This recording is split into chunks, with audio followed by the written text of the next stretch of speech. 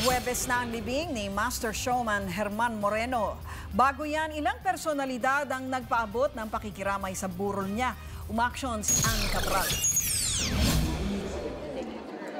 Dinumog ng mga personalidad sa showbiz industry ang burol ni Master Showman Herman Moreno sa Mount Carmel Chapel sa Quezon City. Si Augie Alcacid hindi pa rin daw makapaniwala sa nangyari. Siyempre, malungkot na malungkot. Malungkot talaga. Hindi ko ma-explain. Si Congresswoman Lani Mercado, nakausap pa raw si Kuya Germs noong Pasko. Sabi nga namin sa kanya, Kuya Germs, magpahiga ka naman. Kasi panay walang tuligan. Nagkatawanan pa. Laking gulat namin nung nabalitaan namin na nag-expire na siya. Si Billy Crawford, ikinwento kung paano niya nakausap si Kuya Germs sa kahuli-hulihan nitong sandali. Pagtawag ko sa kanya, bigla na lang sabi niya sa akin, Bro, magpapaalam na si Papa. Kausapin mo. Kinakausap ko siya.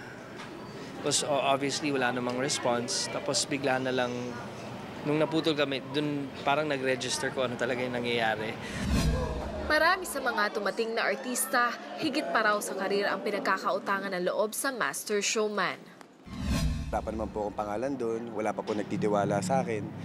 Si Kuya James po ang kaisa-isang nagbukas ng pinto. Maraming ano yan eh, diba? May mga hinaing, lahat na si Kuya James pag nagsalita na, makikinig na tayong lahat. Kaming mga iniwan niyang mga anak-anakan niya, ipagpapatuloy na lang siguro namin ang lahat ng kabutihan na itinuro niya at pinakita din niya sa amin.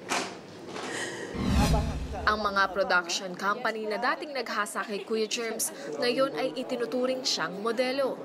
I consider him as #1 in the industry.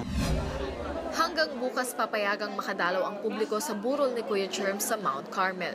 Pagkatapos ay iikot ito sa Sampaguita Gardens at sa kanyang tahanan sa New Manila, saka ilalagak sa kanyang home network sa Miyerkules. Sa January 14 ang libing sa Loyola Memorial Park sa Marikina. Umaaksyon, Ann Cabral, News 5. Be sure to come back. Use 5 everywhere. Copyright 2016.